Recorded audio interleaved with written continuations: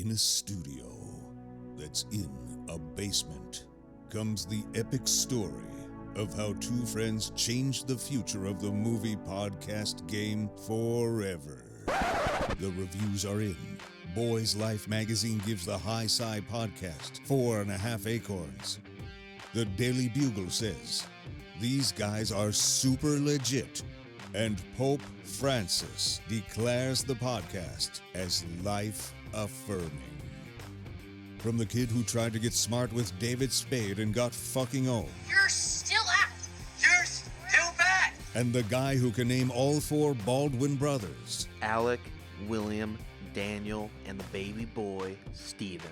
Live from the studio of his parents' basement. The Have You Seen It podcast.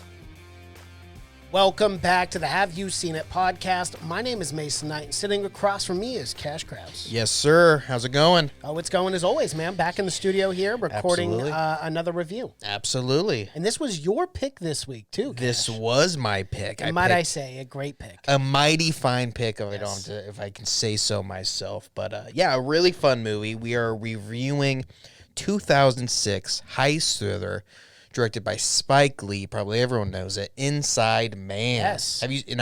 Are you familiar with Inside Man? I am. I'm very familiar with this. Growing up as a kid, Denzel Washington was my favorite actor.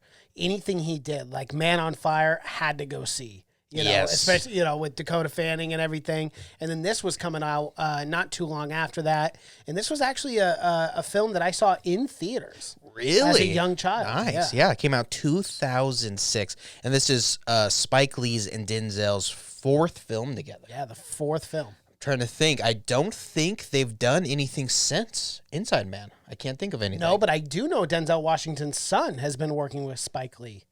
That's true. He's carrying it on. He is. Well, I'm sure Spike Lee probably knew Denzel Washington's son from these films and from sets probably growing up, because I could imagine. He's not that old. I mean, Denzel's son isn't that old, so I'm sure he met him many times on like Malcolm X and shit like that. And his son is just as talented too.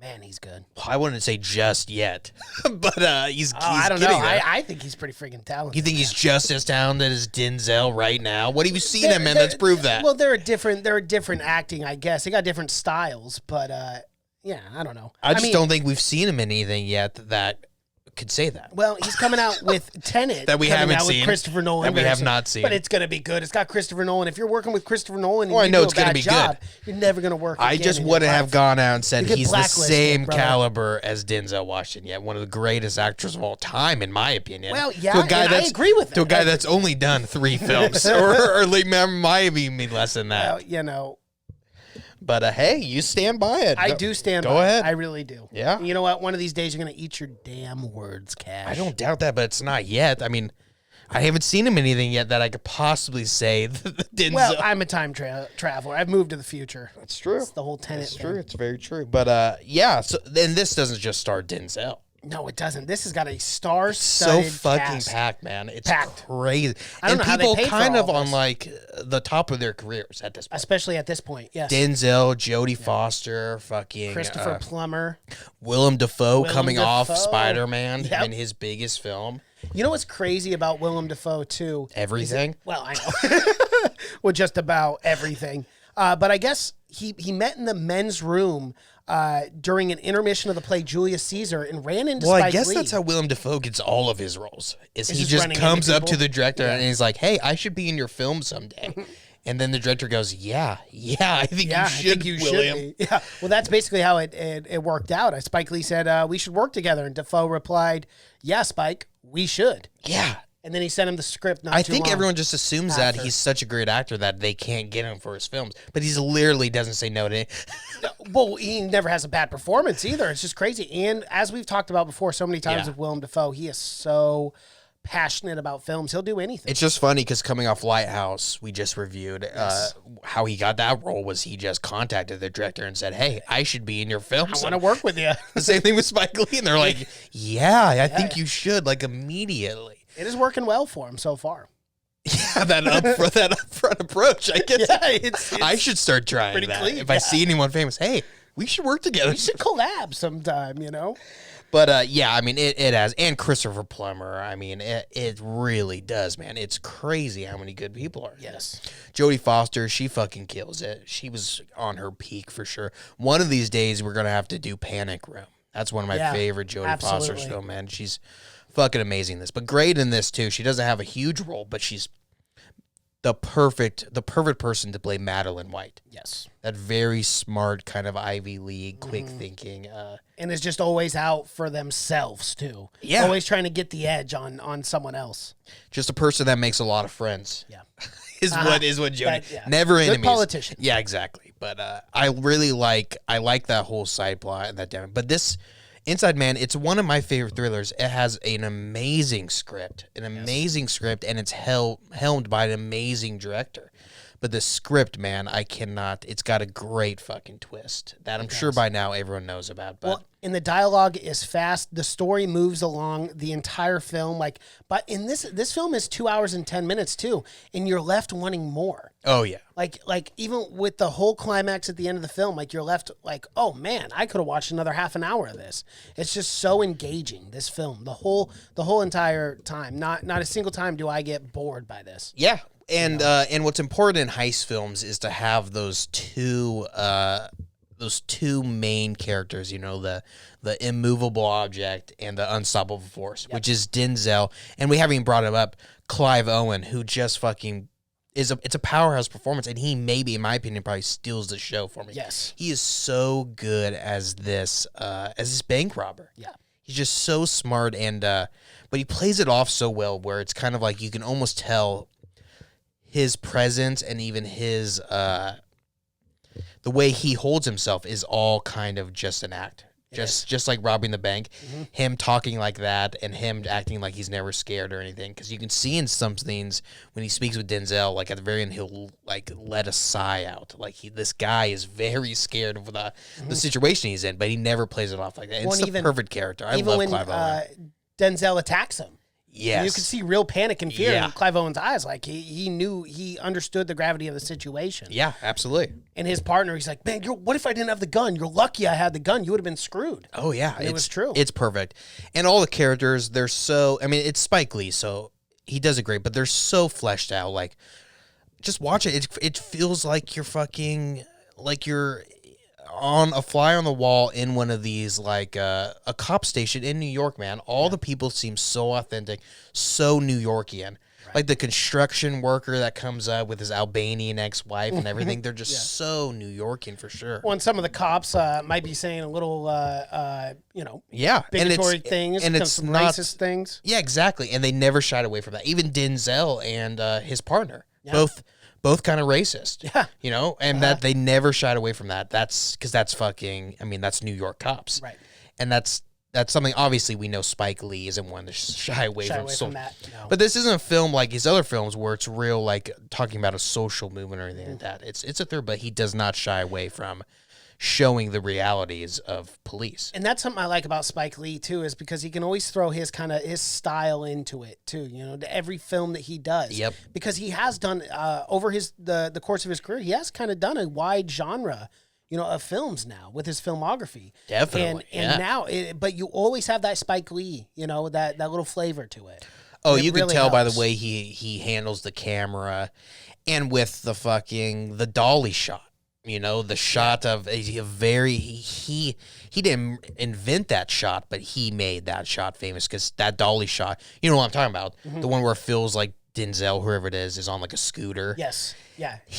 That shot is in almost every single one of his films, and he made. But I love that shot, man. A lot of people goofed on that shot. I remember because it's right after one of the hostages gets shot. Yes. And Denzel comes running out. It's a very tense moment. But I think that shot makes it makes the tension rise kind of. Yeah. That chaotic where he kind of doesn't know. It's focused on the character as well too, and you really see it's almost like a visual picture of the mental state of the character, if that makes sense. I would agree 100%. Yeah, and it just kind of moves forward. Like chaos, like everything's zooming in towards him, and it's all and adding up everything is all at actually once. collapsing on him as well. Exactly. Yeah, it feels like And pressure. Yeah, and I like that shot. They use that shot for comedy bits too in comedy movies now, and it's really funny too. But I like the dolly shot. You can only use it maybe once or twice in your film. You Yeah, couldn't don't ever use it more than overuse once. that. You couldn't ever Could you use. imagine every 15 minutes? Oh, I getting could, a shot and like I that? don't doubt Ugh. that amateur filmmakers do that shot a lot because it's a nice shot that's not super hard to do, but when done right, and that's what film's got to do. You know, you can have a beautiful shot, but it's got to convey something in the film. Yes, Right. it can't just be for nothing. Exactly. You can't have a 3-hour one or a 3-minute one take, single take, and it not mean anything. You know, it could be a beautiful shot, but it's got to add on to the film. Yeah, and move along the story plot too. Exactly, and that's what Spike Lee does, and never feels like a scene is wasted. Nope. It's so quick. The editing, again, it's Spike Lee. It's just so fast, and Denzel's character is so fucking awesome. Just a smooth talker, man. Wearing a fedora most of the time, just smooth as hell. The way he talks to his gal, and then his gal is smooth as hell too. Okay. He's just dripping swagger through the entire thing, of man. course. He's the coolest cop of all time. He's just so fucking cool. We have to talk about it because it is hilarious. The score. Every time he's calling up his girl, you get that smooth jazz. Well, it's so man, funny because that it's like lovey she's in the jazz. bed. Yeah. She's on the bed too, like In rolling. her It's a nightgown. collapse. Yeah. And he's like, "Oh, come on, baby." Yeah, What it's is so that cool, comment? man. It's so cool and smooth. She says, "Oh my gosh," she calls his balls and ween or something, but it was so funny. Did you bring the two? He calls them originally in the first. He's like, I can't remember what he called. I know, but he's like, I the boys meant are to write ready that or down. something. Yeah, but it was it's so really funny. Yeah. And the name of his pecker was I can't hilarious. I wish I I could can't remember what he it. calls it. It is something because his God. partner says something about it too. Yeah. He makes it Makes a joke. makes a joke about it. But yeah, that is really funny. And this film does have a lot of comedy for being a thriller, and for being pretty dark too. Yeah, at times. I mean, with the whole like what Christopher Plummer is hiding and whatnot, it just and all those side plots just work so well. You know, you need to have all those side plots because it can't just be focused on the heist. Right. But that side plot with Madeline White, Jodie Foster character, and her kind of unraveling what Christopher Plummer is so concerned about inside the safety vault. deposit box. 392. Yep. And I do like that too because she does, and I love the dialogue with her as well because I feel like nothing was wasted. When her and Christopher Plummer were having that meeting and she goes, "Hey, look, I can't, if I find out that what you're telling me in that safety deposit box is anything different, then I am totally going to go out and, make my money off of Yeah. it." Well, she's not a moron. She's like, her job is to get people things that they normally can't get. Because, she jokes about later on, she's got to go buy a flat for Bin Laden's son. Yeah. But before that, she is talking to like an Armenian gangster or something like that. And he's talking about how he just wants, and she can get it for him. She's a person that gets things for people that can't get them. And I love that reference at the very end where she goes, "Yeah, you know what? I put your name as a reference to Christopher Plummer's That pissed character." him off, too. It pissed him off. He didn't like that at all. Because he is such an asshole, man. He's such an course. asshole in this film, and he's so snarky, even to the very end, when he's paying her off and shit like that. He's so snarky. Yeah. But that whole unraveling of, like, what he did until you don't really get it till the very end, and it sucks because I've seen this film, like, 4 times, so... But I remember the first time watching it and figuring out all these things for myself and like how he was going to escape and the whole red herring. It's such a great misdirection with the red herring with the jet. Yes. And making such an emphasis on the jet and the plane and the buses and stuff like that. It's just so smart, man. Well, and then gradually Denzel Washington discovering and finding out the way that he's basically manipulating them to do exactly what he wants the NYPD to do. Him just slowly gathering it. It's smartly written, It's smart characters, but they're not written to be smart. They're unraveling it as we're unraveling it. And like that's the same thing with Jodie Foster characters, She's not written just to sound smart. You could tell her character is super fucking smart. Right. Smarter than you or I. Exactly. Absolutely. Yeah. So it's written really well. And it's surprisingly enough, this is one film that wasn't written by Spike Lee. Yeah, no, it wasn't. It was written by Russell Gurwitz, and it actually took him 5 years to develop this screenplay. And it was finally completed in 2002. And originally, they actually had Ron Howard on this film to direct. Yeah. But in 2005, he found a Cinderella Man starring Russell Crowe. So he went and directed that, and then they hired Spike Lee to direct this film. Which I'm glad, Yes. Spike Lee gave it It's did a great Phil. thing It with gave this. it its atmosphere. You know, no one does New York better than Spike Lee. Obviously, No. I mean, he only films in New York, and he's from New York. So I don't think Ron Howard. I don't think you get that real New York feeling where it feels like at times you're just watching a documentary, especially the scenes, the interview scenes. You know, when after it's all done, it's flashing back and forth, and Those it's just were Denzel. some of my favorite scenes. They're in the so film. organic. They feel so real. It feels like a real cop talking to these people. It's funny that you say that because those scenes were actually improvised. All of those I could tell, man. interview Yeah. scenes were all improvised, which you could tell the natural flow, the organicness of it. Like it, yeah, absolutely. Yeah, the subtle racism. Yep. It just felt real. It just felt real, man. They were in those characters for sure. But yeah, I love that. I love that, and like the diner scenes and stuff like that too. I really enjoyed. Yeah. But yeah, Clive Owen. I can't speak highly enough about Clive Owen, man. Yeah. He's just so fucking awesome. Yes. I can't believe he's not in a ton more things, but he plays this bad guy just perfectly, and it's so smart with using like the recording of the Albanian dictator and shit like that, and then bugging the police. Yeah. It's hard. You think it's impossible to think about a perfect heist. I think about it all the time. I just don't think you can pull it off. This is the one, man. And something with this film too is the whole thing was so believable. The way they told the story, everything was so believable that all of these events could actually take place. And I feel like a lot of times in heist movies, sometimes you get the eye rolling, moment where you're like, okay, this would never happen. We get the guy climbing through lasers and shit like that, and he's a trapeze artist. Exactly, and you think that couldn't happen because everything would have had to have worked out perfectly. Yes, that's something about this film is nothing works out perfectly, not for the cops or for the bank robbers. No. It all goes to shit constantly. It does. But they had a good enough plan to where they knew even if things go bad, I mean, it's such a good plan that it's going to work out anyways. And it was, man. Building the wall and the shithole. Smart. So smart. It's so good. Well, and the squib, to have the wherewithal to bring the squib in. Knowing that eventually, and knowing that you're probably not going to use it, but knowing eventually you might have to show the strong hand and show that they're not. And sure enough, because it was so smart too, the writing, because Denzel Washington, he was trying to, start to understand Clive Owen's character, and he thought he knew who he was. He was like, there's no way. He had multiple times, I gave him every reason to shoot me, and he didn't shoot me. And so Denzel at this time is feeling good. He's like, I got this guy figured out. We're going to get this all resolved. And then boom, he says, the second level, or with the camera, and they execute a hostage. And then shit gets real. And then all just fucking, it goes from like him trying to figure it out to just thinking, I mean, it all falls apart. Exactly. And but it's that quick edit too. And then that dolly shot of him just goes, fuck. Oh, he made a mistake. And then him running to the doors and going, shoot me. It's just classic Denzel, dude. It is. He's just so good at drama. He's so good at is, drama, man. He's a great improver, too. A movie that stuck smooth. Yeah, well, I mean, when you've been in the business, a movie that always stuck with me so much was. Did you ever see John Q? The Denzel movie where his son is sick. If you haven't, we have to. That sounds really familiar. I think I have. If you haven't, we have to review that. It wasn't the greatest Denzel review, but it stuck with me because it's just such a sad movie.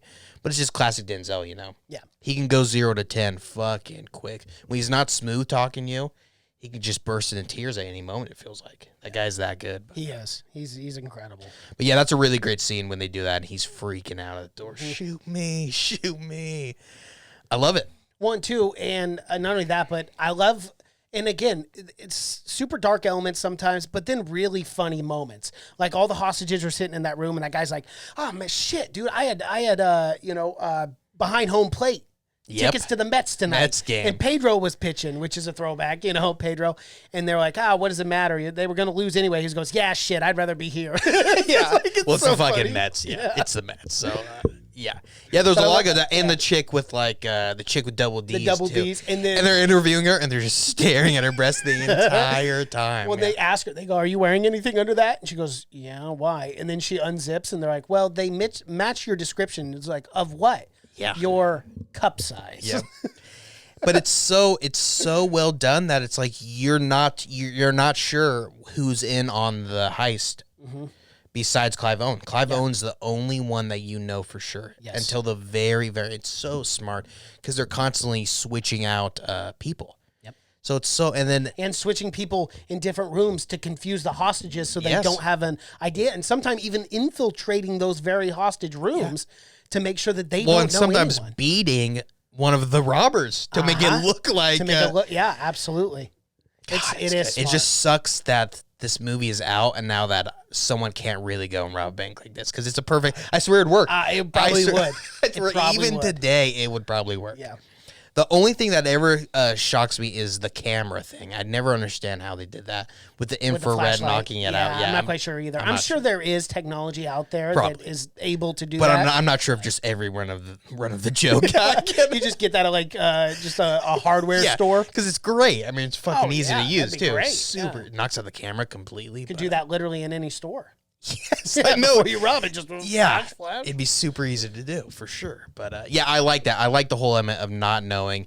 And then at the very end, you find out that one of the guys was the old rabbi guy. Who was in on it. And then, but it's cool because it gives you just enough to want to know more about Clive Owen. How did he know that Christopher Plummer was hiding blood information? Yeah. So was his grandfather in a concentration camp or something like that? Did you really want to know, or did one of the Jewish guys, the guy with the earplugs who was being in on it, did he tell him about it or something like that? Because it's I do actually kind of like that in a way too because we never get those answers. It's kind of open ended. No, like how he went about orchestrating this. It's perfect. We get just enough to know about Clive Owen, which gives it the most allure and whatnot. Because you don't want to know too much about him. I don't want to know the full backstory because it makes me want to know more now. And if you gave me all that, then I wouldn't be wanting any more. So I do think that's really awesome, and just to know that Christopher Nolan's background and I every time I watch it, I think they kind of hint at it every time they like Clive Owen says, "You too, Rabbi," at one point and stuff like that. I think they kind of hint at it what kind of person he is, but I didn't know until watching the first time that he was traded in his own people, and just to make a profit. Yeah, that is was such a Jew an himself. Evil thing. Yeah, because that's a big moment in the movie when you kind of figure out that it's Nazi stuff, but then it goes to his office and it shows he's got a menorah and all this shit, and he's a Jew himself. Right. So he sold out his best friend too at the time, his neighbor. Yes. And that's where that diamond ring came into play. Yeah.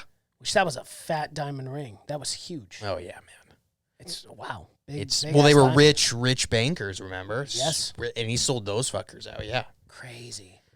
And then he kept it, man. That's rich people shit to keep all that and the papers and everything.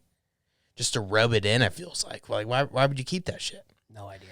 But I like that. I like him, and I like him leaving it with Denzel at the very end. To have Denzel, you could tell there might have been almost a sequel in play.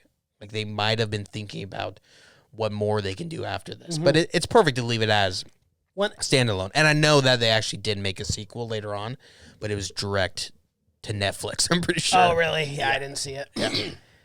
Actually, no one did. Idea. Yeah, no one probably did.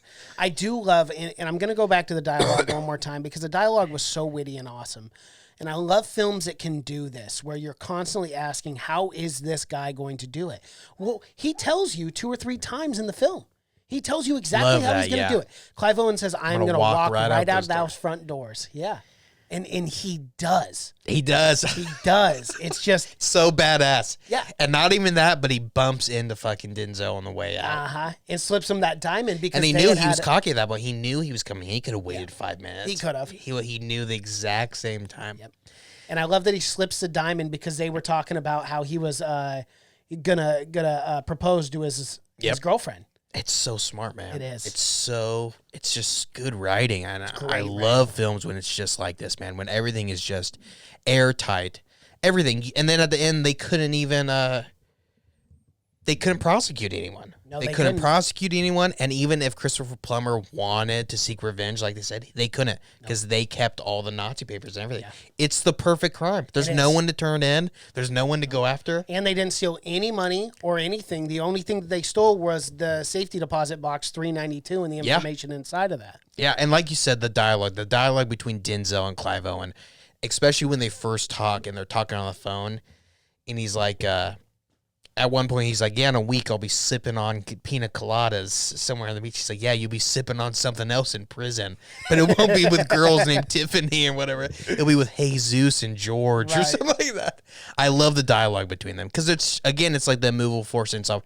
They're just both so smart and they're playing off each other's wit. Yes. It's like, it's like Batman and the Riddler or some shit. They're like super villains. But smart, man. Smart. You couldn't do it now. No. Because there's too many cell phones, and everyone can record everything. And they got rid of the cell phones, which was an awesome scene. Remember when the guy keeps his cell phone? Again, so smart. So smart for Clive Owen to be like, I'm going to know that someone eventually will try to become a hero. Anyone else try to be a hero? But you couldn't do it because everyone's got locks on their phone now. They do. So he was just flipping through Nokias and flip phones. It's so easy. Different time, man. Yeah, Different man. And time. it's crazy that this is only 2006. It's not that long ago. No. But, I mean, back then, that's all we had. We didn't have... Do we even have iPhones? No. No, I don't think so. No, 2006. Remember in the film, they're playing... with the PSP, the kid? Well, they're playing the recording of the Albanian, and they're playing it off an iPhone or an iPod. iPod, yeah. But it's the thick iPod, and it's not even the smooth. It's the one you had to actually roll around with the thing. You know what I'm talking about? Mm-hmm. Yeah. So no, they didn't have they didn't have iPhones. No. Fuck iPhones. No, they were way up. We didn't even have touch screens at that point. We did not. I want to talk about the budget for this film. I don't know how, and this is the reason why I want to bring it up specifically. I don't know how with Denzel Washington, Clive Owen, Jodie Foster, Christopher Plummer, Willem Dafoe, Chiwetel Ejiofor. I don't know how they only spent $45 million on this movie, but they did. That's the entire budget for this film. Turned around at the box office and made $186 million. Well, you get people that want to make a good film instead of just cash a fucking check. Yeah. Absolutely. I mean, that's how it should be, you know? It shouldn't be even how big you get. If you read an amazing film, because wouldn't that suck if this movie got made with all fucking, with B-listers? It would be the same script, but, I mean, it would be with worse people and would not be the same at all. Right. You know? So, well, because a lot of this was improv by amazing actors like Denzel Washington, who improved a lot of stuff. And you would not have the same organic performances like you would. So, so it sucked for this movie to not be able to be made because you have to give Denzel $30 million, and then you got to give Jodie Foster $20 million, and stuff easily, like that. Yeah. So everyone probably took cuts on this just to get an amazing film. And this was 2006, so it was before people were making insane amounts of money. Yeah. Like fucking $50 million for fucking what's his name, Batman? Robert Pattinson? No. Pre-Batman. Pre-Batman? What do you mean pre-Batman? Who was the Batman before Robert Pattinson? Christian Bale. Christian Bale, man. They offered him $50 million for another. And he said no. Yeah, so. No. So, even peak Denzel, I don't know if he's making probably $20 million. I'd like to know what he made for this film, though. It can't be a lot. No, probably Spike Lee films are never made for very much. You know, no. They're usually made on cheaper, and he still gets huge people. And I know at this time, it's probably not true anymore, but this was the most profitable Spike Lee film. Wow. Yeah. Because this is definitely his most, quote-unquote, mainstream. Oh, yeah. You know. This was a huge deal when it came out. Like, when I went and saw it in 2006, I would have been like, what, 12? Yeah, because it was different for Spike Lee. It was. For sure, to have these... and, you know, he was doing films like... films that were heavily dealing with social issues at the time, you know? Do the Right Thing and Crooklyn and stuff like that. So it was weird for him. But I think it was just the perfect storm. I agree. And I think it was the script, too. You know, people read this script. Because, like you said, it took 5 years to make, but I heard as soon as the guy finished it, people were trying to get it made immediately. Mm-hmm. Like you said, you know, Ron Howard. And then Brian Grazer is the producer, and he's like the biggest producer in Hollywood. Yep. So people knew. Oh, yeah. You know, you read this script, and you probably don't have to do much to it. It's good to go. Yeah. Just got to get Clive Owen, Denzel, Jodie Foster. Christopher Plummer. Willem Dafoe. Willem Dafoe. A bunch of losers, Yeah. a bunch of B-listers together, and you make a pretty decent film, surprisingly. Christopher Plummer, who is he's old in this, but he looks exactly like he does today. Today, yeah, it's why I don't know how. The man's He literally looks 90, but he is 90. Yeah, but he's looked 90 for the last 20 years. Yes. It's like the man. It's not a bad thing, but he's like stuck at 90. Yeah. Because doesn't he look exactly like he does in Knives Out? Yeah, I think he does. Yeah, almost literally exactly like. And Blows that's my mind. 15 years later, too. Yes. It blows my mind. I'm going to be sad when he goes too, Christopher Plummer, man. 90 years old. 90 years old. If you asked me how old I thought he was in 2006 when I've seen this, I would have said 90 years old. He would have to be, because he has Nazis diamonds. That's true. So he'd Very have to be true. very fucking old. But yeah, I don't know. I think this is one of my favorite heist films. Oh, unquestionably for me. This and it just works. This and all of Heat, it. but Heat doesn't have that really smart element, you know. That really Heat just worked because it was powerhouse actors and a great fucking action. This one doesn't have action. No, it doesn't. No, this one doesn't have action. It's very realistic, very grounded. Even when they get into a scuffle, it's very real. It's not over choreographed or anything like that. And it did the classic Spike Lee thing where it gave the perspective of the cops as if they were going to infiltrate the bank. Yeah. And then dealing with all the situations and problems that come along with everyone dressed like painters. Yes. You know, with the hostages and stuff. It's Smart, yeah. It Again, is it's just vintage Spike Lee, and he's so good. Again, he's so good behind the camera. And the cinematography, I love that scene where it's a scene like straight above the buildings when all the cops are coming in. I love that scene. Super inventive. And the scene when they're in the vault, you know, when Clive Owen's talking to the kid. It's a really, really good scene. And the game that kid's playing is hilarious. Most violent game of all time. And they actually designed that specifically just for this film. It was obviously supposed to be making fun of Grand Theft Auto. But I mean, so funny the kid shoots someone that runs up, puts a grenade in the guy's mouth. And then Clive Owen goes, I'm going to have a talk with your dad about this game. Like, he's going to beat the shit out of him or something like that. Really good. And that's a really well shot scene, too. That scene when they're having an actual good moment. It's like that slow zoom out. Yeah. Wow, they're in the middle of the vault, too. Yes. And it's actually beautiful because you got all the money and shit in the background. Yes, and him bringing the money stack out and sitting on it and stuff like that. It's a very, very awesome shot scene.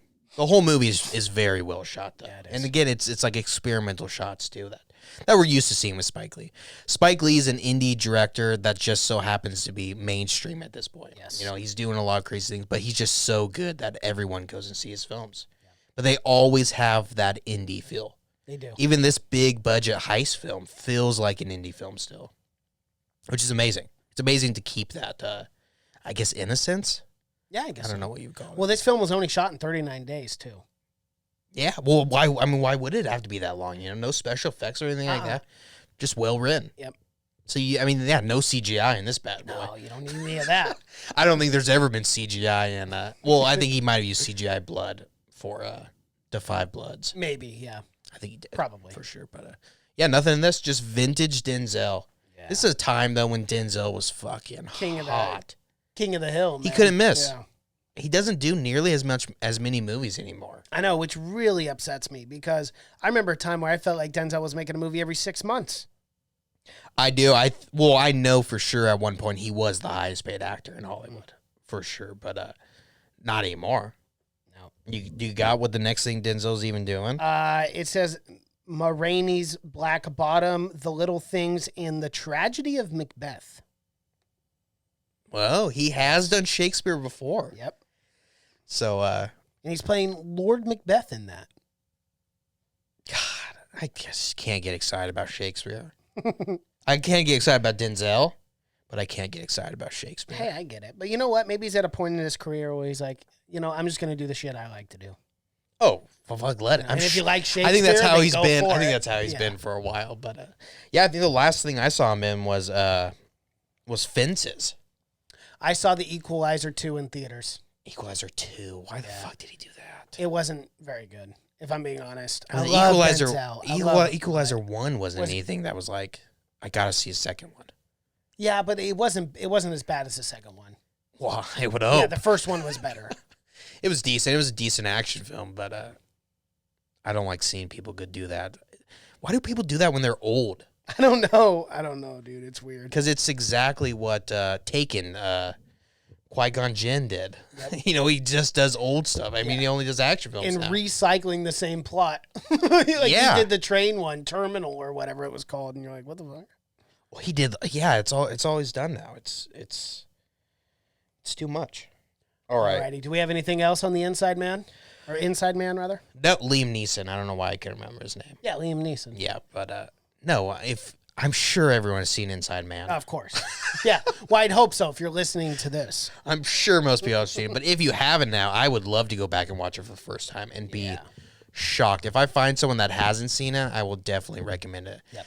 Because to know that twist at the end and just kind of figure it out with like the wall and the hole they're digging and all that, it's cool. It's fun to unravel. It is. Alrighty. Well, that is our review for Inside Man. If you guys like what you've seen here and you're watching on YouTube, be sure to like this video, comment below, subscribe to the channel, hit that bell notifications. We drop videos on our YouTube channel every single day. If you're listening for podcast on audio format, Spotify, iTunes, SoundCloud, Google Play, and Stitcher, anywhere you get your podcast. Our social media pages, Twitter, Seen It Podcast. Cash is on Twitter. That's just Cash. Instagram, Have You Seen It? Facebook, Have You Seen It Podcast. Thank you so much for watching and listening. My name is Mason Knight. That is Cash Krause, and until next time. Bye.